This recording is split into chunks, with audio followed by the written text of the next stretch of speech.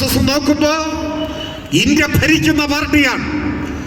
എല്ലായിടവും സംഘപരിവാർ കുടിലതയുടെ മുൻപിൽ മുട്ടുമടക്കി പരാജയം സമ്മതിക്കുന്നു. എന്നാൽ രാജ്യഭരണത്തിന്റെ പിൻബലമുണ്ടായിരുന്നിട്ടും RSSന്റെ അജണ്ടകളുടെ മുൻപിൽ, കൊടിയ വർഗീയ മുദ്രാവാക്യങ്ങളുടെ മുൻപിൽ തലകുനിക്കാനോ നട്ടല് വളയ്ക്കാനോ മുട്ടുമടക്കാനോ തയ്യാറാവാതെ കേരളമെന്ന ഈ ദക്ഷിണേന്ത്യൻ സംസ്ഥാനം പൊരുതി നിൽക്കുകയാണ്. RSSന് ചവിട്ടി നിൽക്കാൻ ഒരു പിടി മണ്ണ് വിട്ടുകൊടുക്കാത്ത ആത്മാഭിമാനമുള്ള മനുഷ്യരുടെ നാടായി ഈ കേരളം നിലനിൽക്കുന്നു. ഒരൊറ്റ MLA കൊടുത്തിട്ടില്ല. അപ്പൊ ഞങ്ങളെ അംഗീകരിക്കാത്തവരെ ഞങ്ങൾ പാഠം പഠിപ്പിക്കും. അതാണ്, ഞങ്ങൾക്കൊരൊറ്റ MLA പോലും തരാത്തവരാണ് നിങ്ങളെങ്കിൽ നിങ്ങളെ ഞങ്ങൾ പാഠം പഠിപ്പിക്കും എന്ന് RSS തീരുമാനിക്കുകയാണ്. ആ പാഠം പഠിപ്പിക്കലാണ് ഇപ്പൊ നടന്നുകൊണ്ടിരിക്കുന്നത്. കേന്ദ്ര രാഷ്ട്രീയ അധികാരം ഉപയോഗിച്ച് കേരളത്തെ സാമ്പത്തികമായി ശ്വാസം മുട്ടിച്ച് കൊല്ലുക, കേരളത്തെ തകർക്കുക, ഇതാണ് ഉദ്ദേശം. ഇപ്പൊ 2022 രണ്ടാം പിണറായി സർക്കാർ വന്ന് ഒരു കൊല്ലം പിന്നിട്ടതിന് ശേഷം മലയാള മനോരമ ദിനപത്രത്തിൽ പ്രത്യക്ഷപ്പെട്ട ഒരു വാർത്തയുടെ തലക്കെട്ട് ഓണം കഴിഞ്ഞാൽ ട്രഷറി പൂട്ടാൻ സാധ്യത എന്നായിരുന്നു. കുറച്ചുനാൾ കഴിഞ്ഞപ്പോൾ അടുത്തൊരു വാർത്ത വന്നു, ജീവനക്കാർക്ക് ശമ്പളം മുടങ്ങാൻ സാധ്യത. അതിനുശേഷം കുറച്ചുനാൾ കൂടി കഴിഞ്ഞപ്പോൾ മലയാള മനോരമയുടെ സാമ്പത്തികകാര്യ ലേഖകൻ മനോരമ ഓൺലൈനിൽ വളരെ നീണ്ട ഒരു ഗവേഷണ സ്വഭാവമുള്ള റിപ്പോർട്ട് പ്രസിദ്ധീകരിച്ചു. ആ റിപ്പോർട്ടിൽ മലയാള മനോരമയുടെ സാമ്പത്തികകാര്യ ലേഖകൻ സ്ഥാപിക്കാൻ ശ്രമിച്ചത് കേരളം വൈകാതെ സാമ്പത്തികമായി പാപ്പരായി ശ്രീലങ്ക പോലെ തകർന്നു പോകും എന്നായി. ഇപ്പൊ കൊല്ലം 3 കഴിഞ്ഞു. ഓണം കഴിഞ്ഞാൽ ട്രഷറി പൂട്ടും എന്ന് മനോരമ പറഞ്ഞിട്ട് 3 ഓണം കഴിഞ്ഞു. ട്രഷറി പൂട്ടിയോ? ഇല്ല. ജീവനക്കാർക്ക് ശമ്പളം മുടങ്ങിയോ? ഇല്ല. ശ്രീലങ്ക പോലെ പാപ്പരായി കേരളം തകർന്നോ? ഇതൊന്നും ഉണ്ടായില്ല. മനോരമയുടെ രാഷ്ട്രീയം നമുക്കറിയാം. അതുകൊണ്ട് മനോരമയുടെ ഒരു ആഗ്രഹമാണിത് എന്ന് സഖാക്കൾ കരുതുന്നുണ്ടാവും. പക്ഷെ ഇക്കാര്യത്തിൽ നമുക്ക് മനോരമയെ അങ്ങനെ കുറ്റപ്പെടുത്താൻ പറ്റില്ല. ഇത് മനോരമയുടെ ഒരു ദുഷ്ടബുദ്ധി കൊണ്ട് തയ്യാറാക്കിയ വാർത്തയല്ല. വളരെ അപൂർവമായാണെങ്കിലും മനോരമ യാഥാർത്ഥ്യബോധമുള്ള വാർത്തയും വല്ലപ്പോഴും കൊടുക്കാറുണ്ട്. ഇത് കേന്ദ്ര ഗവൺമെന്റിന്റെ കേരളത്തോടുള്ള സമീപനം ശരിയായി മനസ്സിലാക്കി വിശകലനം ചെയ്ത മലയാള മനോരമയുടെ വിദഗ്ധരായ മാധ്യമ പ്രവർത്തകർ യാതൊരു സംശയത്തിനും ഇടയില്ലാത്ത വിധം അവർക്ക് ബോധ്യപ്പെട്ടു, കേന്ദ്രം ഇങ്ങനെ കേരളത്തോട് സമീപനം സ്വീകരിച്ചാൽ ട്രഷറി പൂട്ടേണ്ടി വരും, ശമ്പളം മുടങ്ങും, കേരളം പൊളിഞ്ഞു പോകും. അപ്പൊ ആ കാര്യം വാർത്തയായിട്ട് പ്രസിദ്ധീകരിച്ചതാണ്. സാധാരണഗതിയിൽ ഒരു സംസ്ഥാനത്തിന് പിടിച്ചു നിൽക്കാനാവില്ല. കേന്ദ്ര ഗവൺമെന്റ് ഇങ്ങനെ തുടങ്ങിയാൽ, ഇങ്ങനെ സാമ്പത്തിക യുദ്ധം പ്രഖ്യാപിച്ചാൽ, ഒരു ഉപരോധം ഏർപ്പെടുത്തിയാൽ, കേന്ദ്രത്തിനുള്ള എല്ലാ വിഹിതവും ഗ്രാന്റും ഒക്കെ തടഞ്ഞാൽ, ഇന്ത്യൻ ഭരണഘടന സംസ്ഥാനങ്ങൾക്ക് നൽകുന്ന ഒരവകാശം കടമെടുക്കാനുള്ള അവകാശമാണ്. ഭരണഘടനയിൽ പ്രത്യേകം എഴുതി വച്ചിരിക്കുകയാണ്, കടമെടുപ്പ് അവകാശം.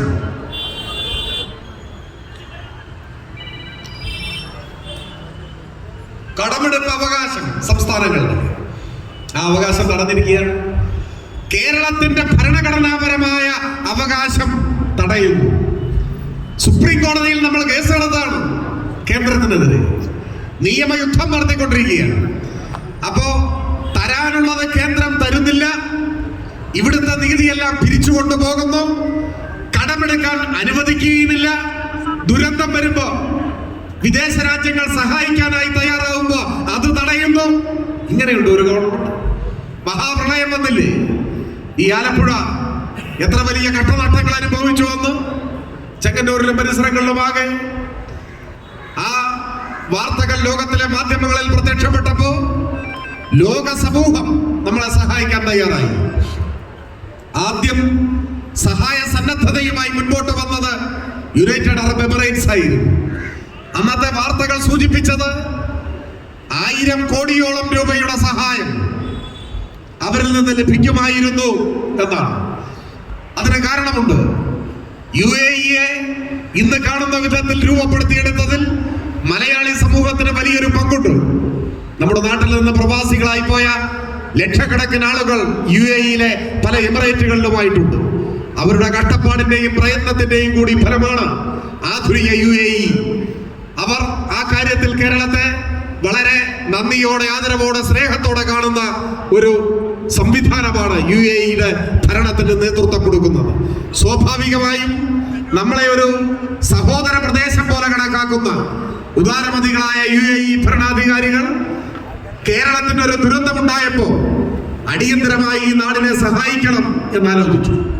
പക്ഷെ അന്ന് ഇന്ത്യയുടെ പ്രധാനമന്ത്രി, കേന്ദ്ര ഗവൺമെന്റ് കർശനമായി അത് തടഞ്ഞു. ഒരു വിദേശ രാജ്യവും കേരളത്തെ സഹായിക്കാൻ പാടില്ല. വിദേശ സഹായം സ്വീകരിക്കുന്നതിൽ നിന്ന് കേരളത്തെ തടഞ്ഞു. എന്തു പറഞ്ഞാണ് തടഞ്ഞത്? കേരളത്തിന് ആവശ്യമായ സഹായം ഞങ്ങൾ കൊടുക്കും, ഇന്ത്യ ഗവൺമെന്റ്. വിദേശികൾ ആരും സഹായിക്കണ്ട, ഇത് ഞങ്ങളുടെ രാജ്യത്തിന്റെ പ്രശ്നമാണ്. കേന്ദ്ര ഗവൺമെന്റ് ഉണ്ട്, ഇതാണ് നിലപാട്. എന്നിട്ട് എന്ത് തന്നു? ആ പറഞ്ഞത് മാത്രം. നയാ പൈസ കേരളത്തെ സഹായിക്കാനായി നീക്കി വെച്ചില്ല. എന്നാൽ ഇതേ പ്രധാനമന്ത്രി ഗുജറാത്തിന്റെ മുഖ്യമന്ത്രിയായിരുന്നപ്പോൾ ചരിത്രത്തിലെ വലിയൊരു ഭൂകമ്പം അവിടെ ഉണ്ടായി. ഗുജറാത്തിൽ നൂറുകണക്കിന് ആളുകൾക്ക് ജീവൻ നഷ്ടപ്പെട്ടു. അന്നും ലോക സമൂഹം, ലോകരാഷ്ട്രങ്ങൾ സഹായ സന്നദ്ധത പ്രകടിപ്പിച്ചു. എല്ലാ രാജ്യങ്ങളിൽ നിന്നും നരേന്ദ്രമോദി എന്ന അന്നത്തെ ഗുജറാത്തിന്റെ മുഖ്യമന്ത്രി കൈനീട്ടി സഹായം വാങ്ങി.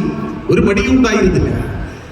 മുഖ്യമന്ത്രിയായിരുന്ന സമയത്ത് തന്റെ സംസ്ഥാനത്ത് ദുരന്തമുണ്ടായപ്പോ ലോകരാജ്യങ്ങളിൽ നിന്നും സഹായം നേരിട്ട് വാങ്ങിയ ആളാണ് നരേന്ദ്രമോദി. അതേ മനുഷ്യൻ ഇന്ത്യയുടെ പ്രധാനമന്ത്രിയായപ്പോ തന്റെ രാജ്യത്തെ ഒരു സംസ്ഥാനം വലിയ ദുരന്തത്തെ നേരിട്ടപ്പോ വിദേശത്ത് നിന്ന് പ്രവഹിക്കുമായിരുന്ന സഹായം തടഞ്ഞു നിർത്തി. എന്നാൽ കേന്ദ്രം സഹായിച്ചില്ല. ഏതോ ചില ജീവികളെ കുറിച്ചൊരു ചൊല്ലുണ്ട്, തിന്നുകയുമില്ല തീറ്റിക്കുകയില്ല എന്നുള്ളത്. ഇതിന് സമാനമായ രൂപം ഇന്ത്യയുടെ പ്രധാനമന്ത്രിയുടെ പ്രതികരണങ്ങളിലൂടെ അന്ന് കേരളം തിരിച്ചത്. ഇത്തരത്തിലൊരു സമീപനം സ്വീകരിച്ചാൽ കേരളത്തിന് പിടിച്ചു നിൽക്കാനാവും. നമുക്ക് കടമെടുക്കാൻ നമ്മെ സമ്മതിക്കുന്നില്ല, വിദേശ സഹായം വാങ്ങാൻ സമ്മതിക്കുന്നില്ല, കേന്ദ്രം തരേണ്ട സഹായം തരുന്നില്ല. പിന്നെ എങ്ങനെ ഒരു സംസ്ഥാനം മുന്നോട്ട് പോകും? സംസ്ഥാനം തകരും എന്ന കാര്യം ഉറപ്പ്. പക്ഷെ നമ്മൾ തകർന്നില്ല. എങ്ങനെ തകർന്നില്ല? അതാണ് കേരളത്തിലെ ഇടതുപക്ഷ ജനാധിപത്യ മുന്നണിയുടെ ഗവൺമെന്റിന്റെ അസാധാരണവും അവിശ്വസനീയവുമായ ധനകാര്യ മാനേജ്മെന്റ്. KN ബാലഗോപാൽ എന്ന പാർട്ടിയുടെ കേന്ദ്ര കമ്മിറ്റി അംഗം നേതൃത്വം കൊടുക്കുന്ന കേരളത്തിന്റെ ധനവകുപ്പ്, ആ ധനവകുപ്പിന്റെ അവിശ്വസനീയമായ ധനകാര്യ മാനേജ്മെന്റിന്റെ മികവ് ഒന്നുകൊണ്ട് മാത്രമാണ് കേരളം തകർന്നു പോകാതിരുന്നത്, ട്രഷറി പൂട്ടാതിരുന്നത്, ശമ്പളം മുടങ്ങാതിരുന്നത്. എല്ലാ പാഴ്ചിലവുകളും അവസാനിപ്പിച്ചു. അധിക വിഭവ സമാഹരണം, നികുതി കുടിശ്ശികയെല്ലാം ഊർജിതമായി പിരിച്ചെടുത്തു. ഓരോ രൂപയും അതീവ ജാഗ്രതയോടെ മാത്രം ചെലവഴിക്കുന്ന നിലയുണ്ടായി. നാം ഇന്ത്യയുടെ മുന്നിൽ വിശ്വസിക്കാനാവാത്ത ഒരു നാടായിട്ട് ഇപ്പൊ നിൽക്കുകയാണ്. തകർക്കാൻ ആവുന്നത്ര നോക്കുന്നു സംഘപരിവാരം. മരിച്ചാലും തകരില്ല എന്ന വാശിയോടെ നാം പിടിച്ചു നിൽക്കുന്നു ഈ കേരളം. ഇതാണ് വസ്തുത. ഇതിനിടയിലും ഇന്നലെ മുതൽ പെൻഷൻ കൊടുക്കാൻ തുടങ്ങി അല്ലേ? വാങ്ങിയവരൊരു പക്ഷേ ഈ കൂട്ടത്തിലുണ്ട്. ഇന്നലെ മുതൽ പെൻഷൻ ഒരു ഗഡു കൊടുക്കാൻ തുടങ്ങി. 1600 രൂപ. ഇന്ത്യ രാജ്യത്ത് 1600 രൂപ ക്ഷേമ പെൻഷനുള്ള ഒരേ ഒരു നാടേയുള്ളൂ പിണറായി വിജയൻ മുഖ്യമന്ത്രിയായിരിക്കുന്ന ഈ കൊച്ചു കേരളം. പ്രധാനമന്ത്രിയുടെ നാട്ടിൽ അതില്ല. ഇന്ത്യൻ പ്രധാനമന്ത്രിയുടെ നാട്ടിൽ 1600 രൂപ പെൻഷൻ ഇല്ല. കോൺഗ്രസ് ഭരിക്കുന്ന കർണാടകയിൽ ഇങ്ങനെ ഒരു സംവിധാനം ഇല്ല. അപൂർവം ചിലയിടത്ത് ക്ഷേമ പെൻഷനുണ്ട്, പക്ഷെ എത്ര കിട്ടും? ചില നാട്ടിലെ ക്ഷേമ പെൻഷൻ 200 രൂപയാണ്. 200 രൂപ. അതന്നെ എത്ര പേർക്ക്? 1,00,000 പേർക്ക്, 1,50,000 പേർക്ക് ഒക്കെ. കേരളത്തിലോ 1600 രൂപ 62 ലക്ഷത്തോളം മനുഷ്യർ. അതാണ് 3.25 കോടിയിലധികം വരുന്ന ജനസംഖ്യയുണ്ട് എന്നാണ് കണക്ക്.